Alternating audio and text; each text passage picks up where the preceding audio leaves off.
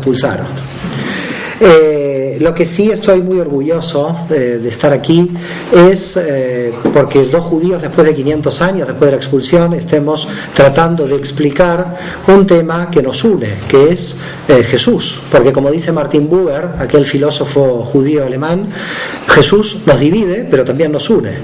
Y siendo Jesús judío, con mucho orgullo doy esta conferencia, siendo nosotros, de alguna forma, descendientes o familiares del mismo pueblo de Jesús. Dicho estas aclaraciones, voy a pasar directamente al tema. Y voy a entrar en estos 15 minutos a la figura de Jesús. Jesús vivió, nació y murió como judío. Que jamás pensó fundar una nueva religión. Si una nueva religión apareció después, que fue el cristianismo, apareció por un desarrollo histórico posterior de este grupo de judíos que comenzaron a seguirlo como el Mesías de Israel. El punto central que tenemos aquí para comprender esta historia es qué pasaba en Judea en el siglo I. Y es justamente lo que vamos a ver aquí con Adolfo Reutemann. Con el doctor Reutemann lo que vamos a ver es solamente uno de los grupos, quizás el más importante por el descubrimiento de los rollos, que se llamó el grupo de Qumran. Ya él explicará la diferencia de Qumran y Esenios, que también hay algunas diferencias a destacar.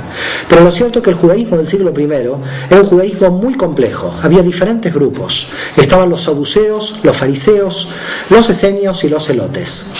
Los fariseos están, por supuesto, aparecen en el Nuevo Testamento con muy mala prensa, con realmente mala prensa, pero en verdad los fariseos son los que salvaron al judaísmo de su desaparición, debido a que después de la destrucción del Templo de Jerusalén en el año 70 por Tito, los fariseos fueron aquellos que entendieron que los sacrificios que se realizaban en el Templo de Jerusalén, ahora que se había terminado el templo, pasaban a la sinagoga, y que en la sinagoga se podía leer y estudiar la Torá, y por lo tanto los sacrificios del templo se podían reemplazar por el estudio de la ley de Moisés. Por tanto, el movimiento fariseo, y antes del templo, intentó el reemplazo de los sacrificios que se realizaban allí. Es más, Qumran es una muestra de judíos que van al desierto porque se oponen a la jerarquía del templo. Son antijerárquicos. Se van al desierto como de alguna forma de protesta contra una jerarquía corrupta que eran los saduceos dentro del templo de Jerusalén. Pero no solamente los esenios o los grupos de Qumran tienen esta línea de protesta frente a las autoridades jerárquicas y corruptas de los saduceos de Jerusalén, sino que también los propios fariseos, intentando reemplazar por el arrepentimiento de las buenas obras o el estudio de la ley de Moisés los sacrificios que se hacían en el templo de Jerusalén, lo que estaban haciendo era no admitir la jerarquía que oprimía en ese momento al pueblo de Israel. Es más, si nosotros analizamos al propio San Pablo, fariseo, hijo de fariseos, cuando llega con la idea de que en Jesús desaparecen los pecados del mundo y es Jesús el que reemplaza ahora los sacrificios del templo, no es ni más ni menos también otro acto de protesta frente a la jerarquía del templo.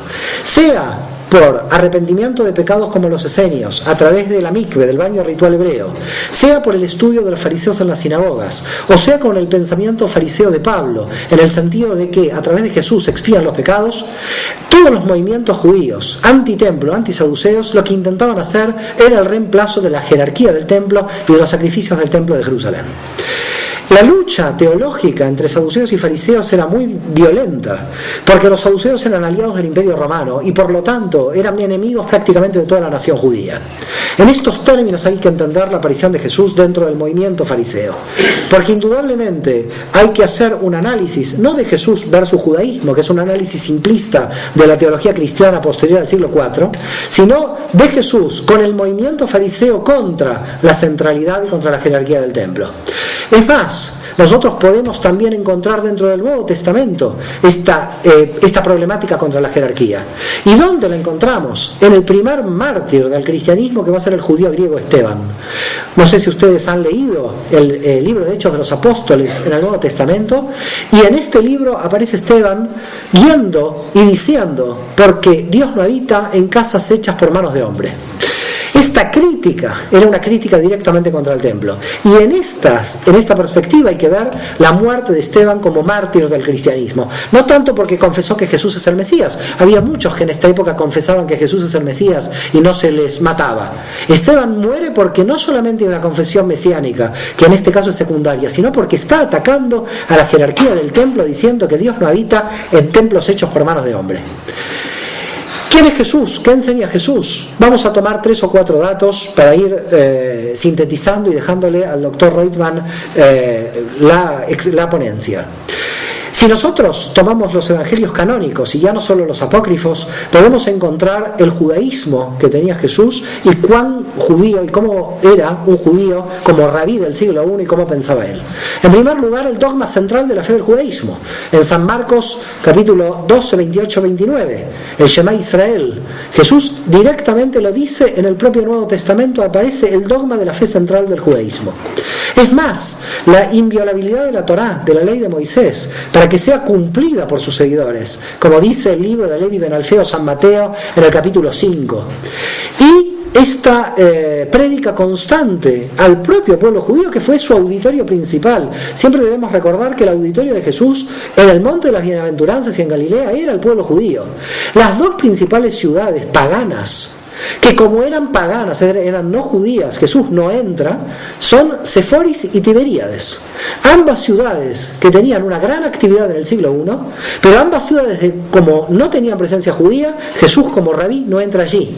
Las pocas relaciones que tiene con la samaritana o con la sirofenicia Jesús son agrandadas por la teología cristiana posterior del siglo IV para demostrar que los gentiles son admitidos a la iglesia. Pero el cambio de la admisión de los gentiles a la iglesia lo va a hacer otro judío, Saúl de Tarso, San Pablo. Va a ser San Pablo quien en el concilio de Jerusalén del 50, enfrentando al grupo de los apóstoles de Jerusalén, va a definir que no es ahora la circuncisión el método de entrada al movimiento, sino la circuncisión por la fe, admitiendo a los gentiles también a las sinagogas. Y es en este punto, con este cambio que va a realizar Pablo en el concilio del 50, 17 años después o 18 de la desaparición de Jesús, que el movimiento judío mesiánico que cree que Jesús es el Mesías se va a expandir a los gentiles que van a ingresar al movimiento. La mejor definición de quién es judío que uno puede encontrar en los textos del Nuevo Testamento es la de San Pablo en Romanos 2:29, cuando dice: es judío quien lo siente en el corazón.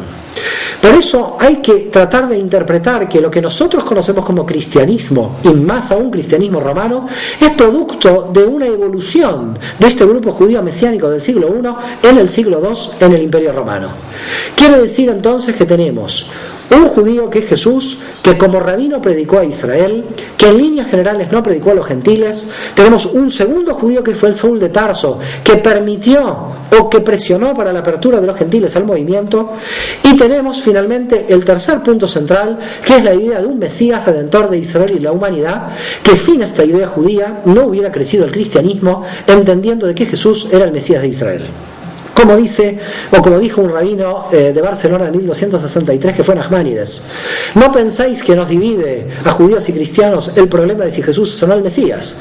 Lo que nos divide es si Jesús es o no Dios. Esto lo dijo Nachmanides en el 1263. Y yo adhiero a esto, porque en general mucha gente cree, lamentablemente, que los judíos y cristianos estamos divididos en que si Jesús es o no el Mesías. Y muchos rabinos están de acuerdo en que si algún día el pueblo judío cree que Jesús es el Mesías, seguiremos con una problemática: si el Hijo de Dios es encarnado o no encarnado en la figura de Jesús. He ahí el núcleo de la problemática teológica de judaísmo y cristianismo. Yo no quiero extenderme más, no les voy a aburrir para que no puedan dormir esta noche en Fraga, sino simplemente terminar con las palabras de Juan Pablo II cuando entró en la sinagoga de Roma, que dijo en 1985: los hermanos hebreos son nuestros hermanos mayores en la fe. Muchas gracias.